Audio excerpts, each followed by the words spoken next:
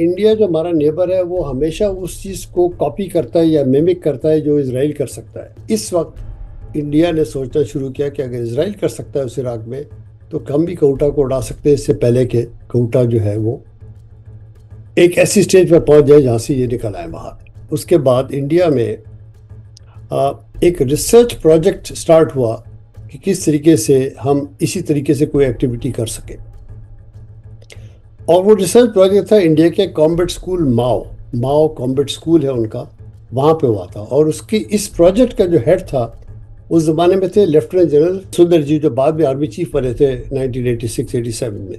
India نے اسرائیل کے ساتھ مل کے ان کے ساتھ وہ ٹیکنالوجی، وہ چیزیں ریسرچ کرنی شروع کی جو کافی عرصے تک سیکرٹ رہی۔ تو 84 کے اندر یہ چیزیں سٹارٹ ہوئی کہ جس کے اندر اس چیز کا خدشہ واقعی ہوا کہ شاید یہ واقعی اسٹرائک کر دیں گے۔ اس وقت انڈیا کے اندر سے بھی بہت ساری چیزیں ایسی ہوئی کہ جس کے اندر کوئی پبلیکیشن ہوئے کہ انڈیا کو کچھ پلان ہے جس میں وہ اٹیک کریں گے، اور یہ بات سامنے آنا شروع ہو۔ انڈیا جیگور کو استعمال کرے گا، لو ہلز کے ساتھ حق کرتا ہوا جائے گا اور کوئٹہ کے اندر جا کے اٹیک کرے گا۔ اور ایسا وہ پلان تھا جو کہ انیشلی اس کی پلاننگ مسز اندرا گاندھی نے خود اس کو تصدیق کی۔ ایک سٹیج ایسی بھی ہے کہ اسرائیل نے یہاں تک والنٹیئر بھی کیا، جو اب پبلک سورس میں آ گیا کہ جی اگر آپ نہیں کر سکتے تو ہم آپ کو ہیلپ کر دیں گے کرنے کے لیے، کہ ہم اسٹیلتھلی کر کے لو ریڈار سے نیچے رکھ کے پہاڑوں کو حق کر کے تو جائیں گے اور ایک لیول میں ڈسٹرائے کر دیں گے۔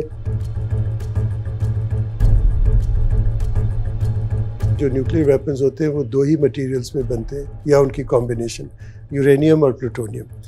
تو پاکستان میں یورینیم نہیں تھی، انرچڈ یورینیم، تو وہ ڈاکٹر عبدالقدیر خان صاحب نے آ کے اور پورا اسٹیبلش کیا۔ تو ان کے نام پہ پہلے اس کا نام تھا، ایک ورکشاپ پہ نام رکھا گیا، اس کے بعد اس کا انجینئرنگ ریسرچ لیبس نام رکھا، اس کے بعد ضیاء الحق نے اس کا نام doctor A Q Khan research labs یعنی KRL رکھا۔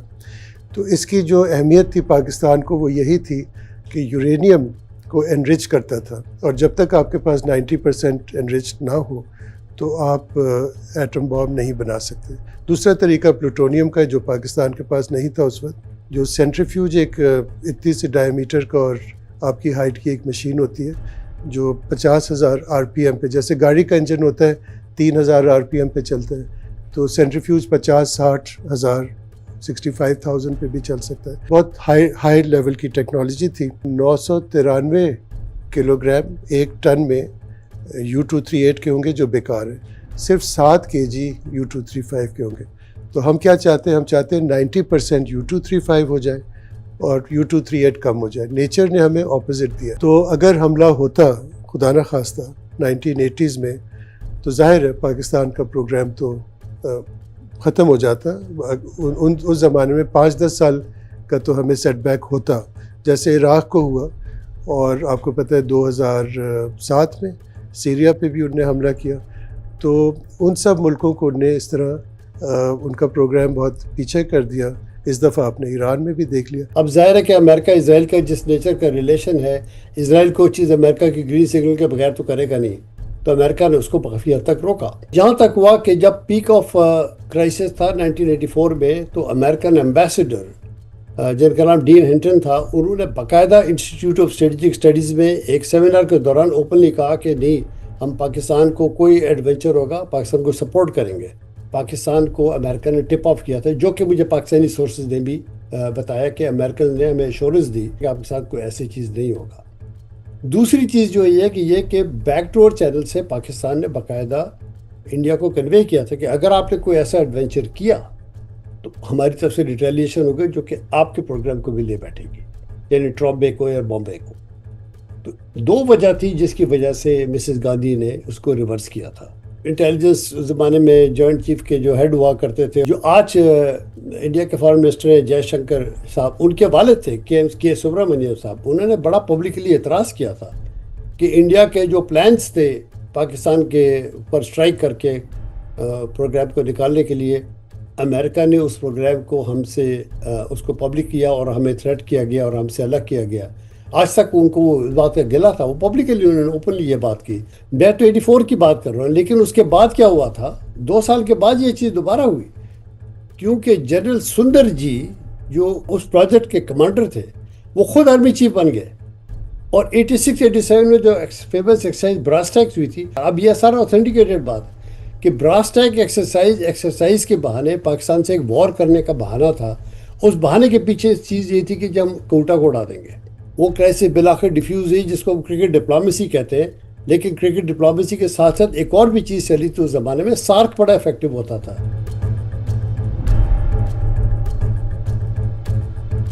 حالانکہ ہم سائنٹسٹ اور انجینئرس تھے، ہم کوئی آرمی یا سیکیورٹی کے نہیں تھے، لیکن چونکہ ہم وہاں بیٹھے ہوتے تھے تو ہمیں بالکل اس چیز کا اندازہ تھا. لیکن چونکہ آرمی نے یہ سارے جو اسٹیبلشمنٹس ہوتی ہیں، آرمی اپنے حساب سے ساری سیکیورٹی کے میجرمنٹس رکھتے ہیں، ساری سیکیورٹی پریکاشنز ہوتی ہیں اور اسپیشل کنسٹرکشنز ہوتی ہیں. تو یہ ایسے تو نہیں کہ کسی کو چھوڑ دیں کسی کے سامنے کہ وہ آ کے آسانی سے حملہ کر سکیں. تو ہم یہی سنتے تھے کہ بہت اچھا ایئر ڈیفنس ہے.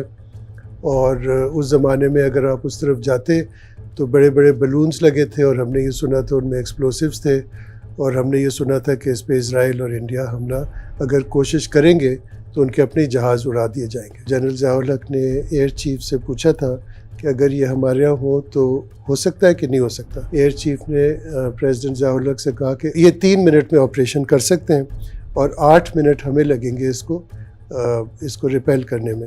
تو 5 منٹ کا ڈفرنس ہے ہماری صلاحیت میں اور ان کی کیپیبلٹی میں. تو اس کو ہم اس طرح ٹھیک کر سکتے ہیں اگر ہمیں ایئر ڈیفنس سسٹم زیادہ مضبوط کیا جائے. تو ان نے ایئر ڈیفنس سسٹم زیادہ مضبوط کیا تو اللہ کا شکر ہے کہ پاکستان پہ حملہ کوئی نہ ہو سکا. اور اس کی ایک یہ بھی وجہ ہے کہ ان دنوں میں سوویٹ انویژن ہوا تھا افغانستان کا 1979 میں، تو پاکستان کی بہت ضرورت تھی امریکہ کو. تو ریگن ضیاء الحق کے درمیان ایک اسپیشل ڈیل تھی. اس میں یہ تھا کہ نیوکلیر پروگرام جو تھا وہ بیک برنر پہ رکھا گیا تھا. یہ نہیں تھا کہ امریکہ نے کمپلیٹلی اس سے بلائنڈ آئی کر دیا. تھوڑا سا انہوں نے درگزر ضرور کیا تھا، لیکن اتنا انہوں نے بلائنڈ آئی، انہوں نے اس کو نوٹس میں رکھا ہوا تھا. جو نیوکلیر ڈیل کا حصہ تھا وہ یہ تھا کہ پاکستان اوپنلی ٹیسٹ نہیں کرے گا.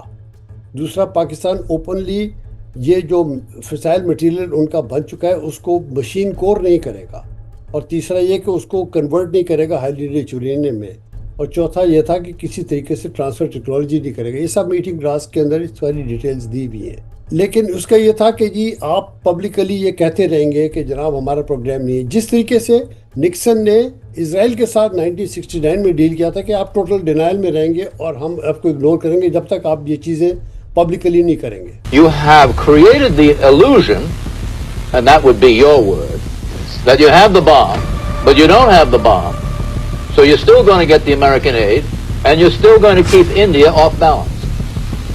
I'm not indulging in self-praise, but Pakistan is our intelligent people. لیکن وہ یہ